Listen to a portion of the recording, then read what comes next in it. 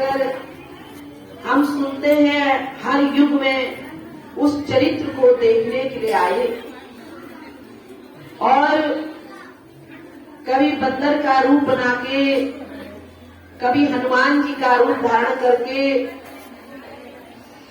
क्योंकि भगवान ने जब अवतार लिया, मनु शतरूपा ने जब तपस्या करी, तो भगवान प्रकट हुए, बोला कि वरदान मांगो। कहा हमको कुछ नहीं चाहिए, केवल आप जैसा पुत्र चाहिए।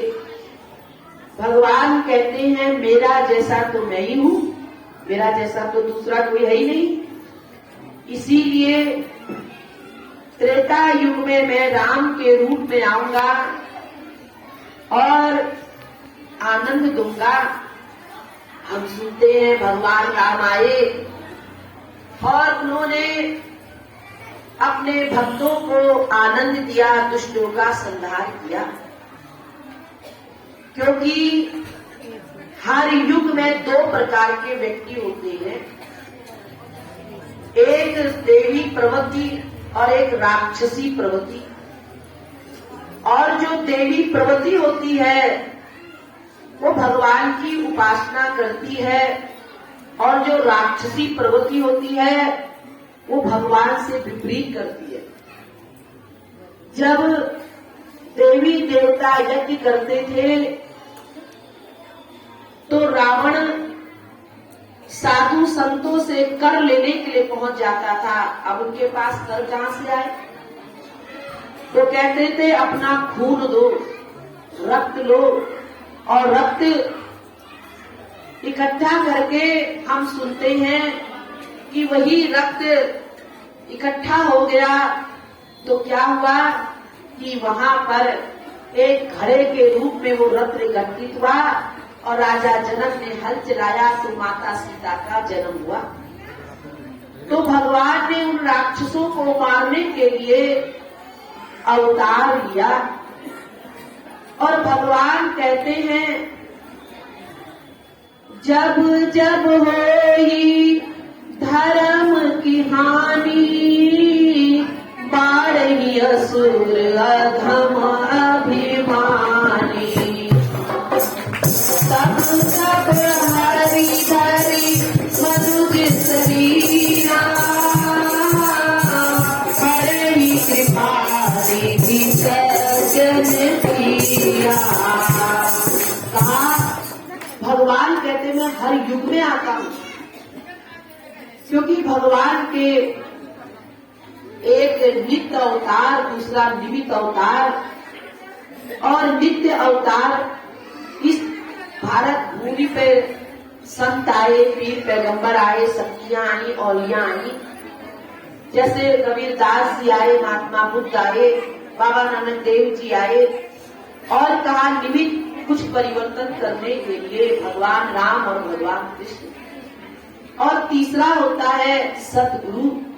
वो सतगुरु रूप में आते हैं, क्योंकि भगवान ने किसी ने गलत किया तो भगवान ने उसका वध कर दिया।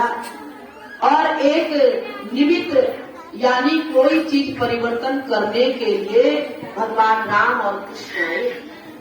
लेकिन संसार के अंदर जो सतगुरु होते हैं, गुरु महाराज, इस संसार में इसीलिए कहा गुरुर ब्रह्मा गुरुर विष्णु गुरुर्देव महेश्वर, गुरुदेव साक्षात पार ब्रह्म परमेश्वर।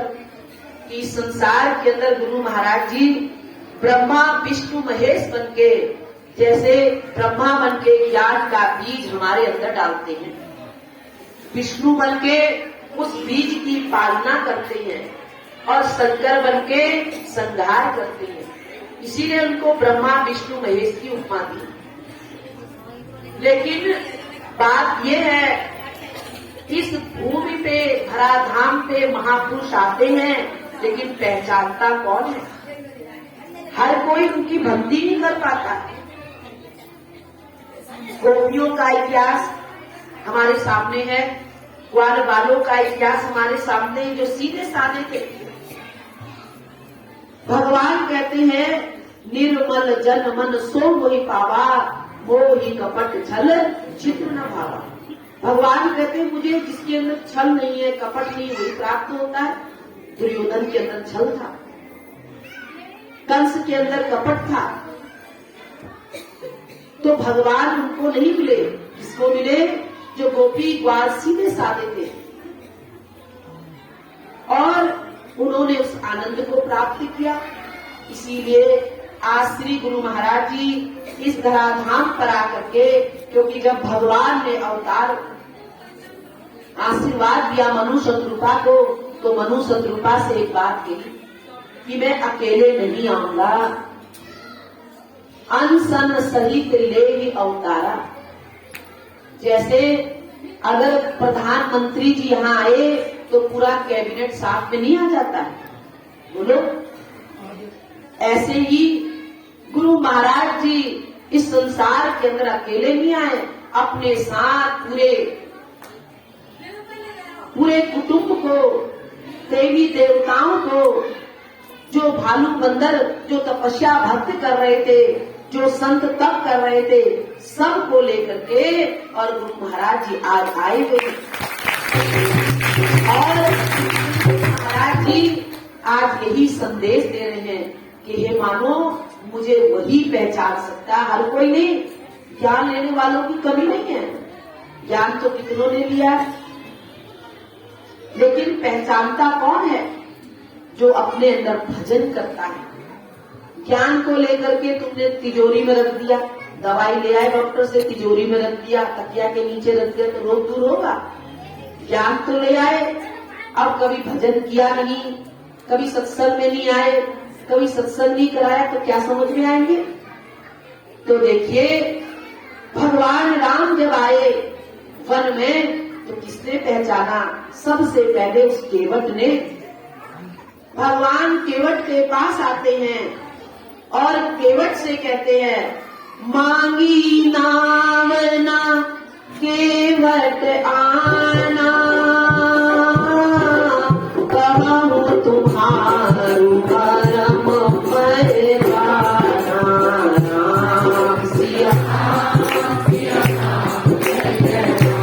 भगवान कहे, केवट नाव लाओ, हमको गंगा पार जाना है। लेकिन केवट कहता है, प्रभु नाव में ऐसे नहीं लाऊंगा, मैं तुम्हारे बड़म को जान गया हूँ। लक्ष्मण कहता है, हम तो बचपन से साथ में रहे, खेले कूदे खाए, हमने भगवान के मर्म को नहीं जाना, इसने जान लिया। एक केवट एक नाव चलाने वाले ने जान लिया। तो केवट ने कहा मर्म को जाना था? जब लक्ष्मण जी निषाद राज को सत्संग सुना रहे थे, इसलिए तो कहा, जय प्रभु जी से मिलने का सत्संग दीवाना है, प्रभु जी से मिलने का गुरु जी से मिलने का सत्संग दीवाना है। मिल जाओ सांवरिया, मिल जाओ सांवरिया,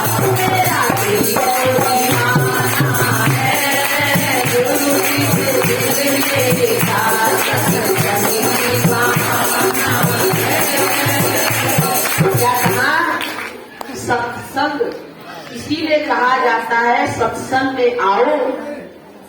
और वही निषाद राज और लक्ष्मण सुना रहे सत्संग निषाद को, तो उसने पहचान लिया। केवट कहता है, मैंने उनके मर्म को पहचान लिया और मुझे पता है ये मेरी नाव में ऐसी नहीं बैठने आए हैं।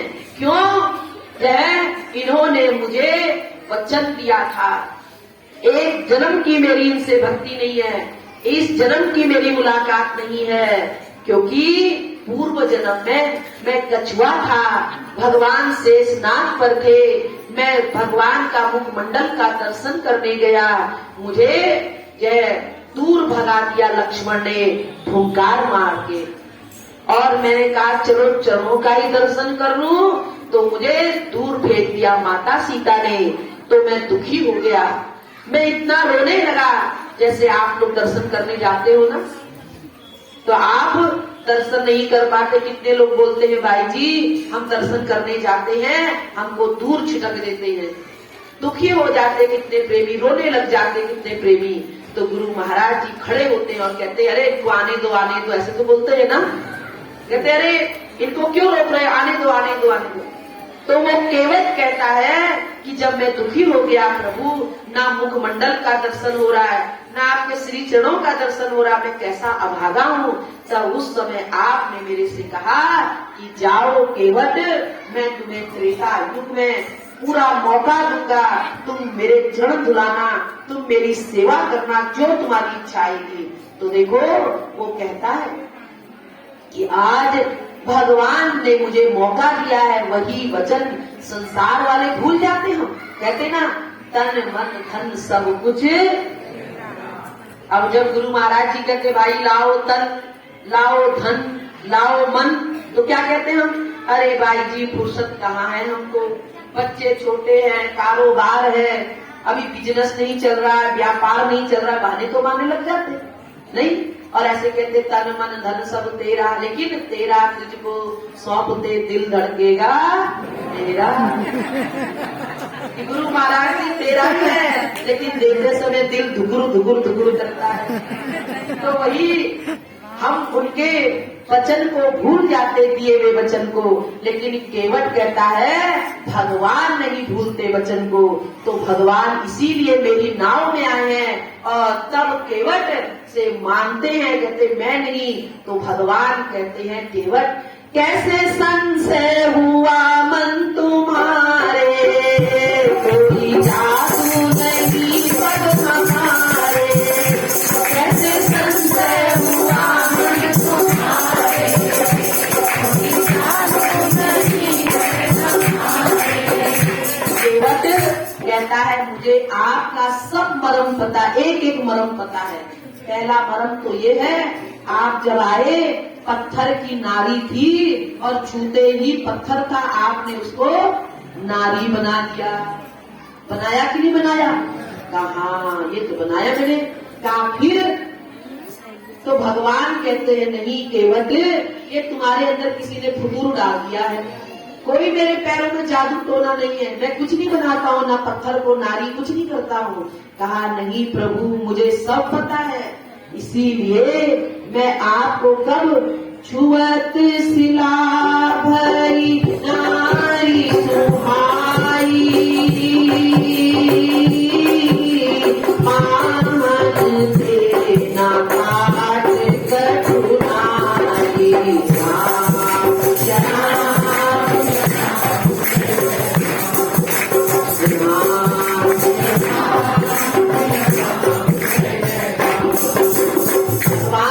कहते हैं नहीं मैंने ऐसा कुछ नहीं किया। लेकिन केवट कहता मुझे को सब मर्म पता है, इसलिए प्रभु अब कुछ नहीं, आपको पहले चरण धुलाने पड़ेंगे। तो केवट ने तो मर्म समझा। केवट कह रहा है प्रभु जग पे खन तुम देख निहारे, हरि सम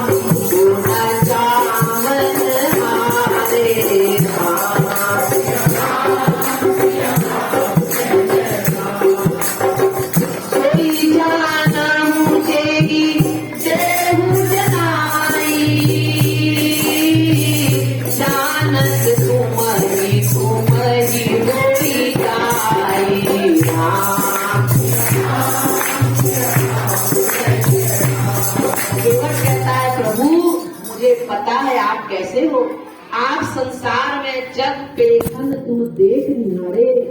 आप जैसे कठपुतली को नचाने वाला वो क्या करता है, पीछे छुप जाता है पर्दे की ओट में और धागे से उंगलियों में धागा बांध के उंगलियों को घुमाता रहता है। पुतलियां नाचती हैं और सब खुश होते, कितना सुंदर नाच रही है, कितना सुंदर नृत्य कर रही है ना।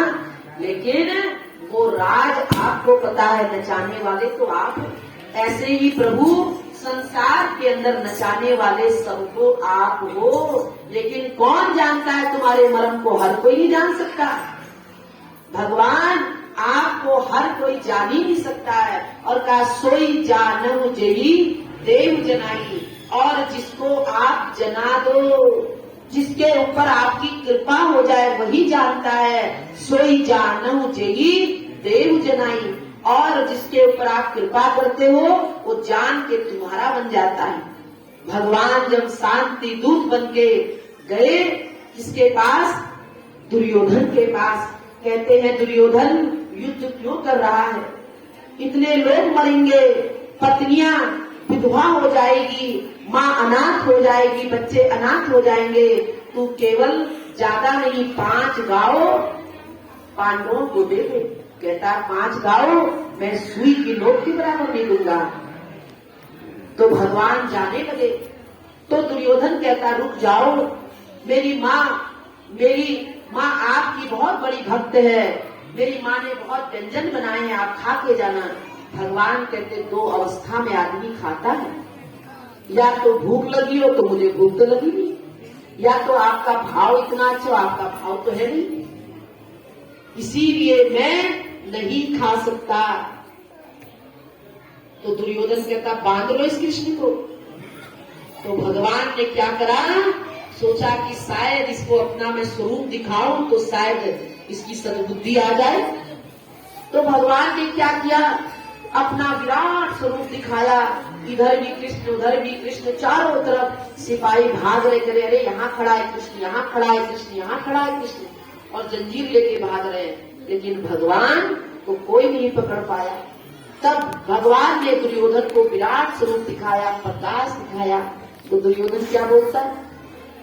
कृष्ण ये तेरा जादू ना, जो अनपढ़ हैं, वो ग्वाले बाले हैं, गंवार हैं, उन पर पड़ेगा, मेरे ऊपर तेरा जादू नहीं पड़ने वाला।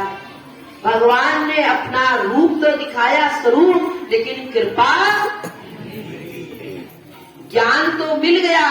तो गुरु महाराज जी की कृपा कब बरसेगी? कब बरसेगी? बोलो करो और पाओ। जब करोगे तभी तो पाओगे। तो वही भगवान कृष्ण जो कहते हैं, और भगवान बाहर आ गए। और कहाँ गए? जो विदुर को बोला था, विदुर जाओ मैं तुम्हारे घर आऊंगा, भगवान जाने लगे। दुर्योधन कहते कहाँ जा रहे हो? कहा मैं तो दुर्योधन विदुर के पास जा रहा हूँ। वो विदुर वो तो कंगाल हो गया है, राजपाट छोड़ दिया है, तुम उसके झोपड़ी में क्या करोगे? खुद तो खाने के लाले पड़ रहे हैं, तुमको क्या खिलाएगा? भगवान कहते नहीं, मैं विदुर के यहाँ जा रहा हूँ। और भगवान ने जब हस्तिनापुर आ रहे थे, सब देख रहे थे, तो विदुर के अंदर इच्छा जागी, क्या भगवान मेरी कुटिया में भी आएंगे? तब भगवान ने इशारा कर दिया, क्या कहा? जाओ विदुर, मैं तुम्हारे घर आ रहा हूँ। और विदुर ने कहा मेरे घर में तो ना बैठने की जगह, ना कुछ भी नहीं है, और ना खाने की है। तो उधर भगवान ने विदुर को बोला, और उधर विदुर जय मथुरा चले गए, सारा सामान खरीद रहे हैं, कहीं मक्खन खरीद रहे हैं, कहीं जय आटा खरीद रहे हैं, कहीं फल खरीद रहे हैं, कहीं दूध खरीद रहे हैं, कहीं मक्खन खरीद रहे हैं, और भगवान से दौड़ दौड़ के जा रहे हैं, भगवान आने वाले। और उधर क्या हुआ? भगवान पहुंच गए। जब विदुरानी स्नान कर रही थी, कहा दरवाजा खोलो। कहा कौन? कहा मैं कृष्ण हूँ। जब विदुरानी ने सुना मैं कृष्ण हूँ, दौड़ के दरवाजा खोलती, उसी अवस्था में भगवान ने देखा, अपनी पिताम्बरी विदुरानी के ऊपर डाल दी। भगवान आते ही कहते हैं कि बुआ मुझे भूख लगी है। जब इतना कहा कि चाची मुझे भूख लगी है, तो दौड़ के केले रखे थे, और केले की इतनी बड़ी वो डंडा रखा था केले का, पूरा घाट जैसा। तो विदुरानी फटाफट लाती है, उसने आओ देखा न ताओ, भगवान को खिला रही है, भगवान प्रेम से खा रहे हैं। उधर विदुर जी दौड़ दौड़ के आ रहे, दौड़ दौड़ के आ रहे। अरे विदुरानी भगवान आ रहे, खोलो दरवाजा। विदुरानी दरवाजा खोलती, भगवान आ रहे हैं। यहाँ तो भगवान बैठे हुए हैं, यहाँ भगवान बैठे हैं। जब विदुर ने उस माहौल को देखा, विदुरानी कौन सी अवस्था में है, और भगवान केले खा रहे हैं, तो विदुर जी हाथ जोड़ते, प्रभु माफ कर दो। और तब वो गुदा खिलाने लग गए। तब भगवान कहते विदुर बस आधे केले में पेट भर गया। भगवान कहते विदुर जी वो स्वाद ना आओ ना।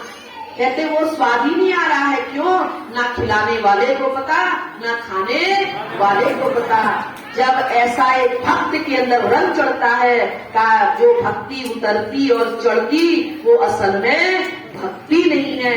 जब भक्ति का रंग चढ़ जाता है फिर एक भक्त जैसे दारू पीने वाला बावला हो जाता है ना, फिर जैसे वो दारू पी करके सब मद भूल जाता है, ऐसे ही जीवन में एक भक्त भी भूल जाता है और सब कुछ अपने जीवन के अंदर। लेकिन देखो कहने का मतलब हमारे अंदर भी जब ऐसा प्रेम होगा, हमारे अंदर भी जब ऐसा भाव होगा, लेकिन हम कैसे संसार के अंदर मद में भूले हुए हैं, हम संसार के माया में, हम संसार के कार्य व्यवहार में उलझनों में कैसे भूले हैं। जैसे नया साल, अब नए साल में किसी ने कहा वहां घूमने जाएंगे, किसी ने कहा होगा कहीं नहीं, लेकिन प्रेमी भक्तों ने कहा हम तो कहाँ जाएंगे, कहाँ जाएंगे, आश्रम में। अब तो बहाना मिल गया श्रीयाद जी के जन्मदिन मनाने का, नहीं अब बहाना मिल गया। पहले रात भर नाचते थे, सुबह भाग लेते थे। अब जय गुरु महाराज जी ने कहा मेरे भक्त रात भर नाचते सुबह भाग जाते हैं, तो गुरु महाराज जी ने कहा मेरे भक्तों को मैं सुबह बुलाऊंगा, सुबह नचाऊंगा और वो सुबह कहीं नहीं भागेंगे, आनंद लेंगे नए साल का। तो देखो अब 3 थे बेचारे मांग करके लाते थे। अब सोचा नया साल है, बहुत दिन से इकट्ठा कर रहे थे पैसा, नए साल में इकट्ठा किया पैसा, कहते ऐसा करते हैं कल नए साल में हम बढ़िया सा जो यहाँ का फेमस लड्डू है उसको लेकर के आएंगे। और खूब सारा लड्डू 5 किलो ले आए और कहा देखो जो सबसे बढ़िया स्वप्न देखेगा वही लड्डू खाएगा। कहा ठीक है। अब सब सो गए। अब जब तीनों के तीनों सो गए, अब सवेरा हुआ। अब जब सवेरा हुआ लेकिन उसमें एक व्यक्ति ऐसा था उसको नींद क्यों है लड्डू के खुशबू से, उसको तो नींद ही नहीं है और सारे लड्डू गवा को खा गया।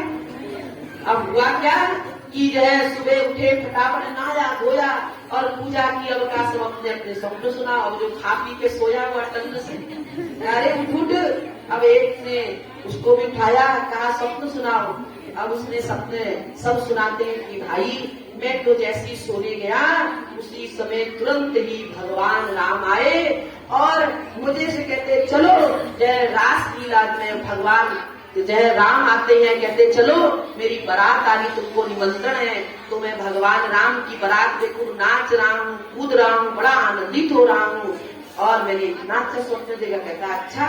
दूसरा कहता अरे मैं तो जैसे ही सोया भगवान कृष्ण आए, बोले अरे तुम सोए हो, चलो रासलीला में। और मैं रासलीला में खूब रासलीला खेल रहा हूँ, गोपियां हैं, भगवान कृष्ण हैं, खूब वहाँ ढोल नगाड़े बीन बज रही हैं। अब तीसरे से कहा तू सुना। कहा अरे जैसी मैं भी सोने गया हनुमान जी मोटी सी गदा लेके आए। मूर्ख सोता है, चल उठ खड़ा हो। कहते क्या करूं? अरे लड्डू खा। अच्छा एक लड्डू खाया, अरे उठ फिर दूसरा खा। कहा अच्छा फिर हनुमान जी गदा नहीं खाओ तो मुझे मारने लग जाते, तो मैं 1 खाया 2 खाया 3 का। अरे हमको तो जगा देता बुद्धू, अरे तुमको जगाया, तुम तो राम जी की शादी में चले गए और तुमको जगाया, तुम कृष्ण जी के रासलीला खेलने चले गए। तो मैं क्या करता, हनुमान जी ने सारे लड्डू आज हमारी है, आज स्थिति यही हमारी है। गुरु महाराज जी आज हमको मौका दे रहे हैं, है अभी वक्त कर याद भगवान को, तेरा बिगड़ा मुकद्दर सुधर जाएगा। है अभी वक्त कर याद भगवान को, तेरा बिगड़ा मुकद्दर सुधर जाएगा। तो देखो ऐसे ही जो भक्त नहीं आए, कोई सो रहे होंगे, कोई रात भर कहीं गए होंगे तो वो सो रहे होंगे, कोई किसी ने दारू पी रखा होगा उसके नशे में लेटे होंगे। लेकिन जो हनुमान जी जैसे संत ने जिनको जगाया और वो आ करके लड्डू को खा रहे हैं, तो इसीलिए हमारे संत यही कह रहे हैं। तो वही केवट कह रहा है प्रभु मैंने तुम्हारे मर्म को जान लिया, जो तुम्हारों में तुम्हारे चरणों की रज की महिमा को। तो देखो केवट ने जाना, जो नाव चलाने वाला केवट था उसने जान लिया, सत्संग से जाना। तो इसीलिए भाइयों माताओं बहनों आप लोगों से यही कहेंगे कि हम आप बड़े भाग्यशाली हैं। हम खुश नसीबी हो को ये दरबार मिला है।